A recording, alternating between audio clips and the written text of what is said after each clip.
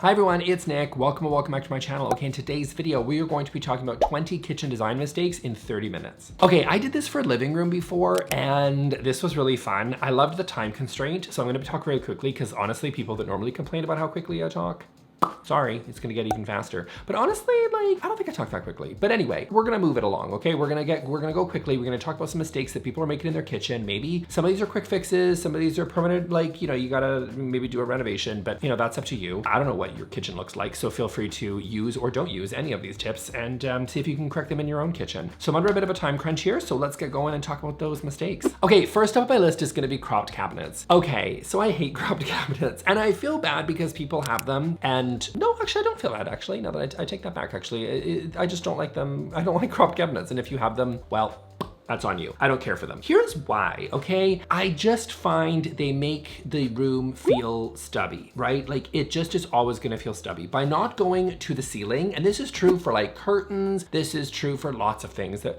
by going to the ceiling, you're always going to make a space feel larger than it is, right? Moldings going up to the ceiling, you know what I mean? Like it just always is going to draw the eye upward and it's going to make a room feel taller. Taller rooms always, yeah, pretty much always are going to look more luxurious, are gonna look more beautiful and more interesting, right? That's ceiling heights have been going up over the years. Brand new builds, it's not crazy to get, like 9-foot ceilings, 10-foot ceilings. People just, or double height ceilings, if go really luxurious. Beautiful, beautiful, right? And there's a reason for that because they tend to just create an open and airy sort of feel into a space. It's always gonna make it look really beautiful. It's always gonna look more luxurious if you have taller ceilings. Now, if you don't have super tall ceilings, the second best way is to make sure that whatever you're building is to put it to the ceiling. So that's cabinetry, that's your, as I said, those are your drapery panels, whatever. By putting it to the ceiling, it's always going to draw the eye upward and make it, your space, your ceilings feel taller than they actually are. Crop set cabinets don't do that. They are always going to make a place feel stubby. It's always gonna make your ceilings feel smaller or shorter than they actually are. And it's gonna make your place look a little bit more dinky. They just scream really builder basic. And I get it, they're oftentimes standardized this way and they're gonna be really cheap because you can just buy a standard cabinet and chuck it on the wall and that's always really great. But it's just always gonna make them look really stubby. They're also major dust collectors, which is really annoying because how often are you actually going up there to dust? If you're a clean freak, go for it. If you're not, they're just really irritating. Now, someone inevitably in the comment sections are gonna be like, but what if I have a double height 20-foot ceilings? Do I need 20-foot cabinets? No, okay, use your head, okay? Don't be stupid. That doesn't make really, and you're not gonna do that, right? That's not what you're going for here. You're not gonna get a ladder in your kitchen like you're going to the Paltrow, okay? That's not what you're about. You're gonna put something that's reasonable, okay? So we're talking most people with fairly standard ceiling heights here, okay? You're gonna put in some uppers probably, unless you're doing all open shelving, but we'll get to that in a second. And you're just gonna wanna go all the way to the ceiling, okay? Now, if you have crop cabinets and you're like, but what to do? I don't wanna do an entire renovation. I would even recommend, again, to avoid the dusting and also just to make it look a lot better. Like you can just make it look, you can just add in like some MDF up there and you can paint it out and people won't even know. It'll just honestly fill in the gap with more cabinetry, even if it's non-functional. I would rather not even have the cupboard space, but at least just like go right to the top. Just because you don't have to dust it and it's just gonna make your place look a lot more luxurious. Now, of course, if you can have cabinetry that goes right to the ceiling and it's functional, major win when it comes to storage, especially in kitchen. As you all know, I have an obsession. Wait, I'm under the time clock here. I gotta get moving. You get what I mean, right? Crop cabinets, they're a problem, they're a mistake, move along. Okay, next up on my list is gonna be too many cabinets, not enough drawers. Cabinets aren't as good as drawers when it comes to kitchens, okay? They just aren't. That's just the reality. When you have these cavernous cabinets that are just like full of all of your countertop kitchen appliances that you have an obsession with, like me, it's just full of your Ninja Creamy and all the Ninja appliances because Ninja, I don't know what they're doing in their R&D department lately, but they've got like a slushy machine now. They've got like blenders up the wazoo. Like there's so much stuff going on from Ninja. And of course I buy all of them. So, you need storage for that and I get it. But honestly, these cabinets, just like find a better storage solution than these giant mess of a cabinets where you open the door and all your Tupperware lids fall out. Do you know what I mean? They're just not useful. A couple, fine. Use them for some storage, maybe some pots and pans, whatever, maybe make some sense there. But like honestly, cabinets just aren't as good. Get drawers. Get more drawers than you think you will. Because oftentimes people have a whole like wall of cabinets with maybe a couple of drawers on top, and then they inevitably are like, oh right, turns out drawers are better. I actually prefer drawers, and you wanna replace some of those cabinets with drawer systems. So in my opinion, get more drawers than cabinets. Okay, next up on my list is gonna be impractical knobs and latches and drawer pulls and all the rest of it in your kitchen. So the kitchen is a high traffic area. There's lots of movement, okay? You're spinning around, you're doing the work triangle because you saw my video before on kitchen, how to renovate your kitchen, and you've got the work triangle, right? You got the stovetop, you've got the fridge, and you've got got the sink, and they're all working together. So you're moving and shaking in the kitchen, and that's really wonderful. But don't be fooled by these drawer pulls that are gonna snag all of your clothing. And it's just really irritating. These things can hurt, they're painful. You like bump into them all the time. There's usually multiple people in the kitchen. If there's a party, everybody's good to hit themselves on these things. Get knobs, right? Get button knobs if you so choose. Those are a really great and beautiful and timeless choice. Or get ones that don't have the little edge that kind of sticks out that are gonna grab and snag on things. Don't choose those ones. Choose ones with closed edges. If you prefer to have a bar, I think they're much better. I think they make more sense. They're a lot less likely to catch. They have a pointy end, which is different than a button, but you know, it can still make sense for you. I had them in my old place. I really loved them. But anytime anybody that I've ever seen has a space where they choose to put a T-bar or something, it just always catches on things and they always regret it later. So don't get those. Okay, next up, too much open shelving. I told you we would get to that. I have railed against kitchen like open shelving for years now, and I feel like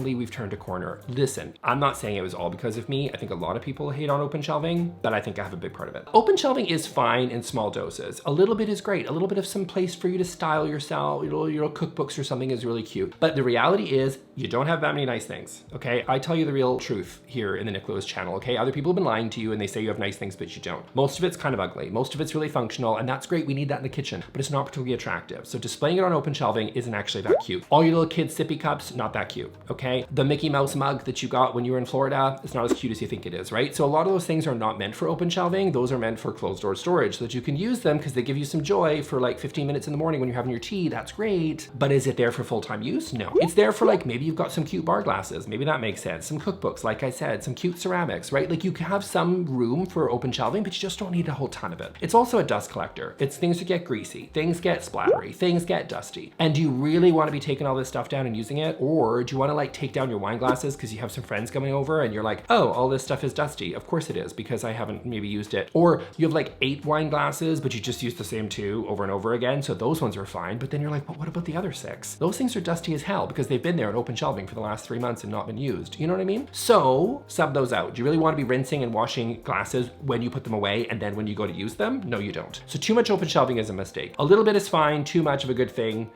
no.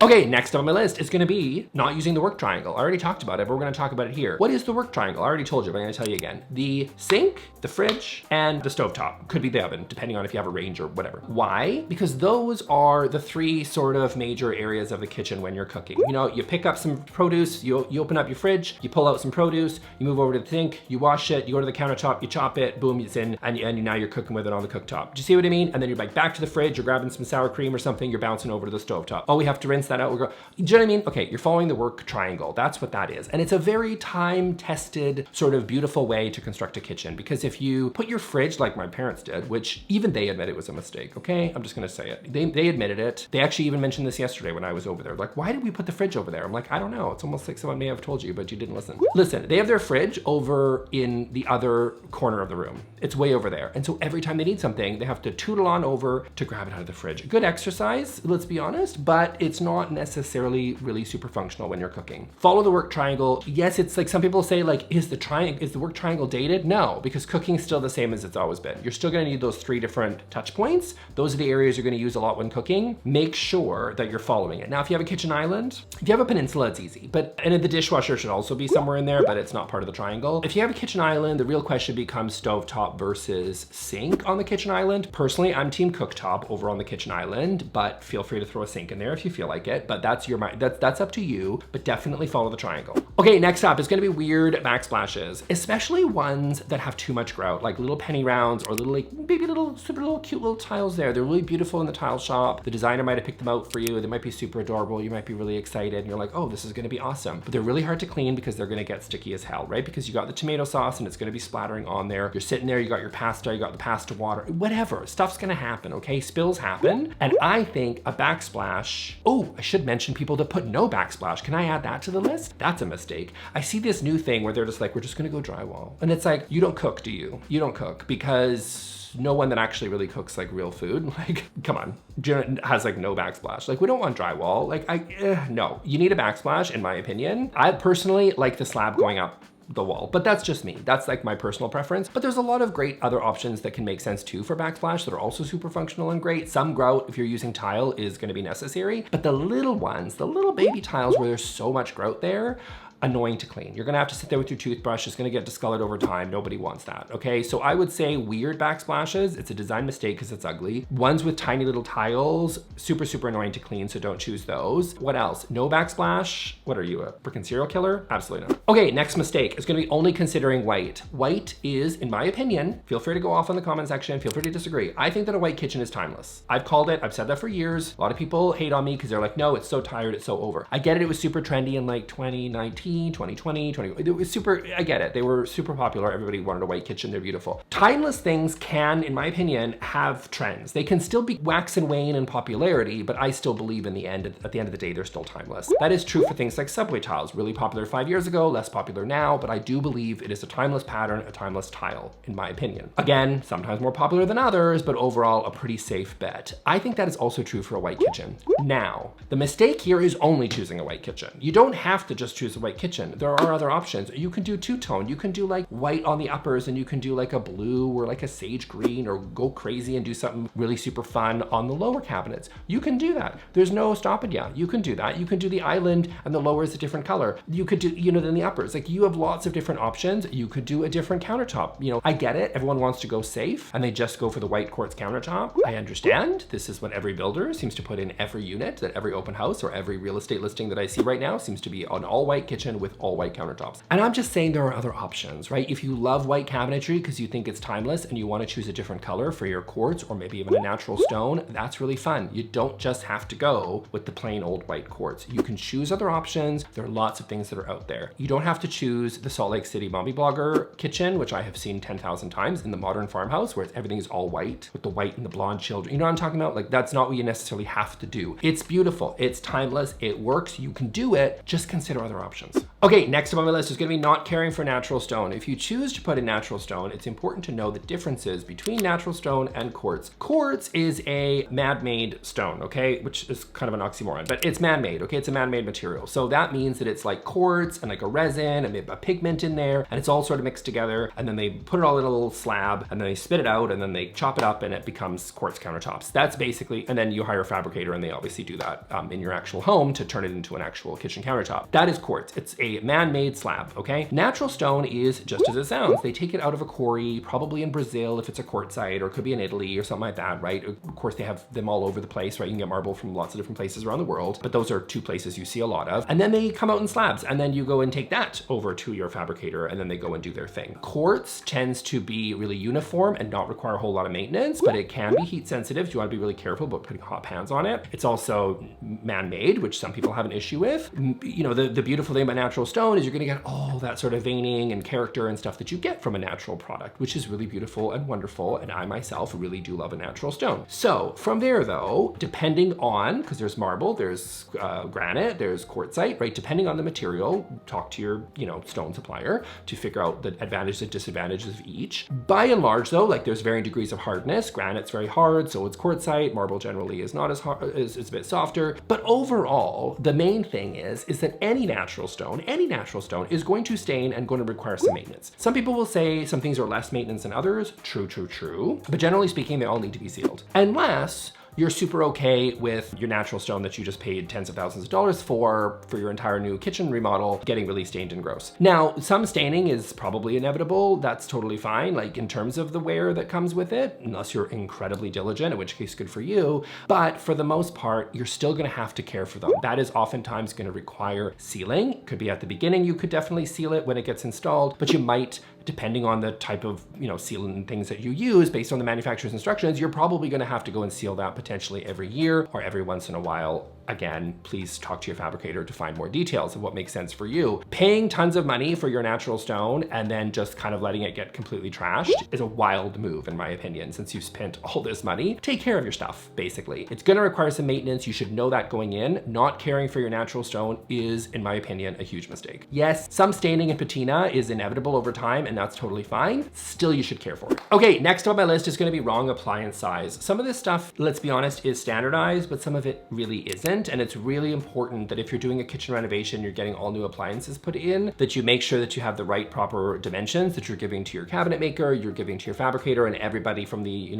is working together. So that's usually going to be your general contractor or your designer or your architect or whoever you're working with. Hopefully you're working with somebody, because a kitchen is complex, more complex than any other room, okay? So if you're going to be doing a full kitchen reno, just make sure that the appliance people, the contractor, everybody is working together and everybody understands the dimensions, because if you get the wrong size, it's just always going to look off. It could be a width issue, it could be a depth issue, it could be a height issue, right? Make sure you get all of it sorted to make sure that everything is going to be really beautiful and you're going to be super happy with it. So take, for example, the issue of depth. I had this actually in my old apartment where the actual cabinets and countertop were a bit shorter than the oven. It annoyed me to no end, and it was the previous owner that had done it, but basically the oven was a little bit deeper and you can actually see the side of the oven. It was supposed to be a built-in range and it was supposed to be seamless and perfect. It was not. Not only was it not aesthetically pleasing, because you could kind of see like 3 or 4 inches off the side of the oven, maybe 2 or 3, I'm exaggerating. But regardless of that, also if it doesn't fit properly, things like crumbs can get in places that they probably shouldn't. Liquids get in places that they probably shouldn't. If it's not, I mean, obviously there's going to be some gaps and things. It's not going to be absolutely perfect, but you want to minimize it as much as possible. And if it doesn't fit properly,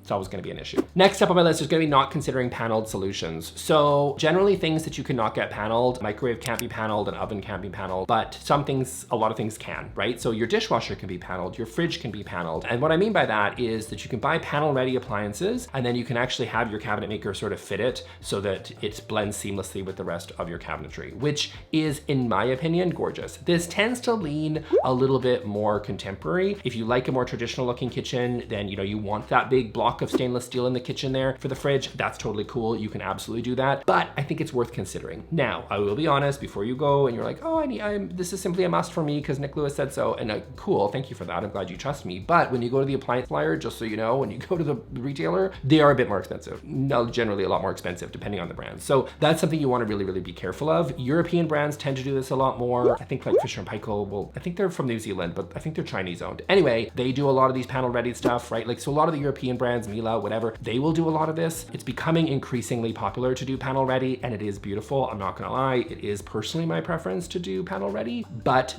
to spare you from the sticker shock, it is more expensive than just going with, not having a panel ready and just seeing the stainless.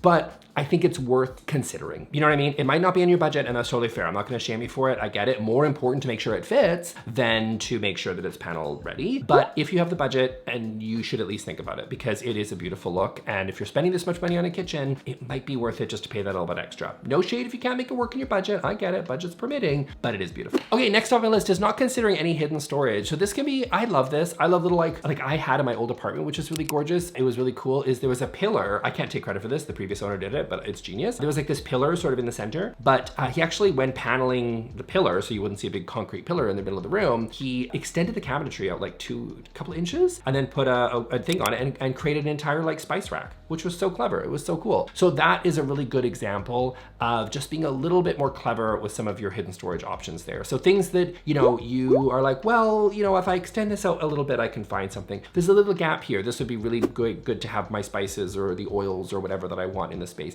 Things like compost bins, right? Or garbage or recycling, right? Having those built in so you don't just necessarily have like a big giant blue box sitting in your kitchen for your recycling. Having a section so you can actually pull out the cabinet and then you can pop those in there and they're built in, I think is really cool. So be mindful of these sort of places that you can put these little nooks and crannies. They're super, super helpful. Appliance garages, also really awesome. Great ways to hide and sort of shield some of your appliances. So if you can kind of have less clutter, but you're gonna need a space for some of these things, so finding little hidden solutions is a good idea. Okay, next mistake is gonna be clearance issues. I see this all the time. Honestly, this should have been number one. This will ruin any kitchen in my opinion. I've seen so many of these things over the years, right? Things like you pull out a cabinet and it bumps into the cabinet pull from the next drawer over. And the only way to do it is like to pull out a door and then no one needs to pull out a drawer to get to another drawer. It's not a good idea, right? The dishwasher opens up and then it hits into the cabinetry of of the cabinet next to it. Not a good idea, right? Seen so many of these things. Even something as simple as putting a fridge next to a wall. I know it doesn't seem like it, we're like, well, this is a problem with that. Oftentimes these fridges are built to fully open up, right? If it's like kind of that butterfly sort of style. Well, if you open it up and it hits a wall because you put a wall there, now that's a mistake, because what are you gonna do? Can you really take out your drawers to actually clean your kitchen properly? Can you actually get the door fully open? No, you cannot, right? You're stuck in that one too. So I would be careful with clearance issues. Think through all the different ways that you're gonna use every drawer as you're building the kitchen, those small little details, and especially if you're hiring a professional that does a lot of kitchens, they will be worth it because they know where those pitfalls are. So obviously I can't tell you right here on YouTube, like, well, watch out for that cabinet because I'm over here in my living room and not at your house, which is why designers, contractors,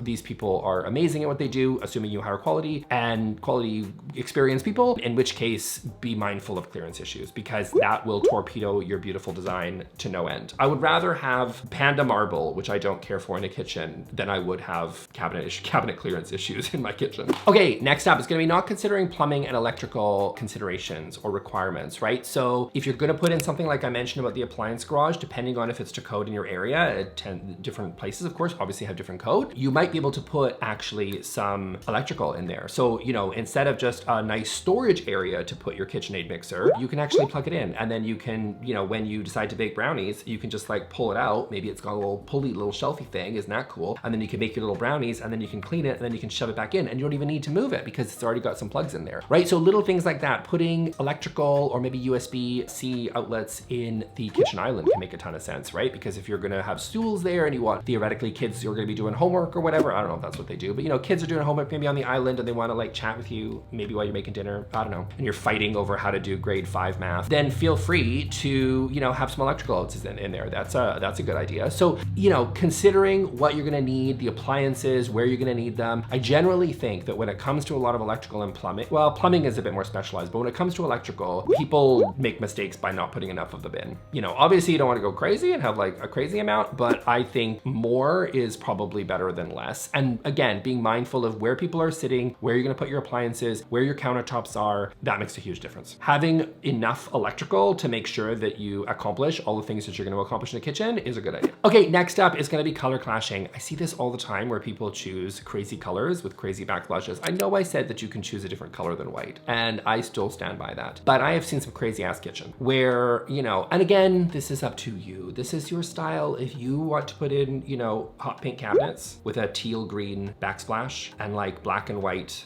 drawers, like fabulous. That's good for you. I don't think it's a good idea. And the reason I don't think it's a good idea, again, if it's your style, fantastic. But well, number one, I generally am not a big like, make sure that you build for resale because like you got to make sure you love it. So if that's your style, go nuts. But just remember when choosing the kitchen, and this is why everybody goes all white, because kitchens are expensive and kitchens are very annoying to do, right? Until you've done a kitchen renovation, you do not know hell. Okay, that's a bit maybe an exaggeration. But like honestly, when you're sitting there making pasta in an Instant Pot in your toilet or in your bathroom, like in your bedroom, like no one wants that. It's not a fun place to be when you're making coffee in your kid's room because that's like where because you can't do anything in your kitchen because the whole thing's a bomb covered with like sheet plastic because the contractor said he would be there on Monday, but it's now Wednesday and he hasn't shown up yet. You know what I mean? Like it's that hell that you're living in your kitchen renovation sucks. And so it's inexpensive. It's expensive. As you can see, there's so many mistakes. I said I would do this as a quick video and it's not. So, you know, it's not easy. It's not easy to do a kitchen renovation. They're expensive, time consuming, and a horrible experience to live through. Honestly, if you can budget for it, if you can move out or go on vacation, but honestly, they also take forever. So how long are you gonna go on vacation for? Do you know what I mean? Like you're just stuck. It's just hell. So you go through hell and you decide to go and pick some crazy, weird sort of countertops and backsplash combo. And then, oh, you're sick of it. You had it for 2 years and turns out you hate it. You know what I mean? Because you had a really crazy cool idea and it was like you were gonna go really nuts and really fun and really funky and you didn't, and you chose some weird stuff and you clashed your colors and now you're stuck because it's 2 years in and you did not budget due to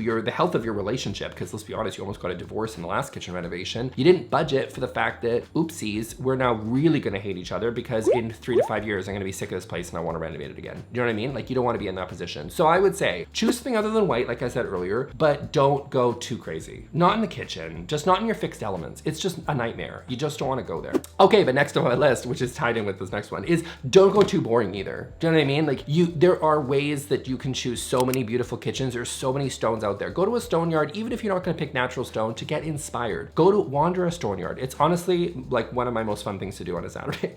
Kind of a loser. Like you go there and wander and just like, you can't help but be inspired at the beauty of nature. You know what I mean? You're just gonna love it. Like it's just so much fun. Go have fun. You don't just have to pick white quartz. You don't just have to pick white. You don't have to pick gray. You can choose other things. You can go blue, green. I can just recite all the colors for you, but that's not helpful. There's lots of things you can do. You don't just have to choose the same old kitchen. Don't go too crazy, but also don't go too boring. Okay, next on my list is gonna be small scale pendants. I see this all the time. There is an argument that you don't even need pendants. Honestly, like a lot of contemporary spaces don't even do pendants at all over top of a kitchen island, but I do see this as a very classic sort of look. It's a little bit more traditional in a way, but absolutely, if you wanna do pendants, that's great. But I think sometimes these really dinky small ones just look silly. They're also not providing what the pendants are supposed to do, which is task lighting. I think if you wanna go small scale and you still want some task lighting over top, go with spotlights, go with bullet lights, go with something that makes a little bit more sense over top of a kitchen island. It's gonna look a little bit more sleek and a little bit more contemporary. But if you do want something a little bit more traditional and you wanna put some sort of like bigger lighting over top there, you want some really cool pendants, then go out and choose some cool ones. Don't just choose these dinky ass ones that are gonna be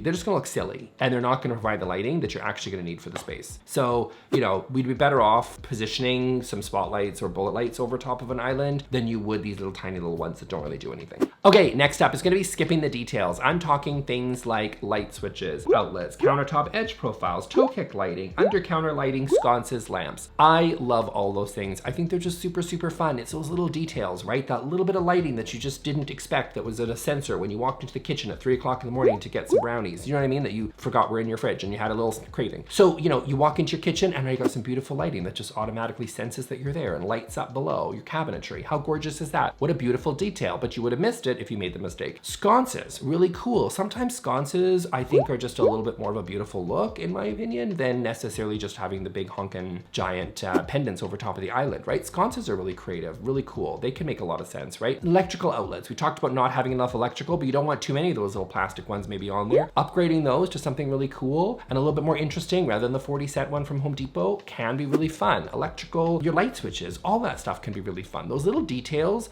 are really cool and really make a kitchen. Also little fun details like putting in art, putting in lamps, all those things are really cool and just sort of adding decor to a kitchen. Because we think of the kitchen as so like fixed elements plus functional. That's it. Those are our things. Those are two ways that we think of kitchens, right? We kind of forget about decor. We kind of forget that you can have a little bit of fun. You can put in a beautiful piece of art. You can put in a lamp over there. You can decorate with something other than food. You don't need stale freaking Oreos in a glass jar like which you've seen a million times. You don't need those. There are fun ways that you can also just add interesting, beautiful decor into your kitchen. We tend not to think of that because we just think of it functional, like I need an appliance for my blender in the morning for my smoothie, or fixed elements, which is like my backsplash and the stuff that I actually need to do in my kitchen. But there's also a bit of room to have some fun in there. Those are some fun details, make sure to add. Okay, and then of course tying into lighting is just gonna be boring lighting. So, you know, maybe you love the lantern lighting that we've seen all over the farmhouse look, which was super, super popular in 2019. I think they're a little stale. I think there's a lot more beautiful ways that you can incorporate lighting. I mentioned sconces earlier. Those are a really wonderful, beautiful way for you to add some character. And again, it's still accomplishing some tasks, right? You still got some task lighting in there because you can still use them over above, say, like a countertop where you're gonna be chopping your veggies, blah, blah, blah, maybe right next to your stovetop for when you're cooking, right? So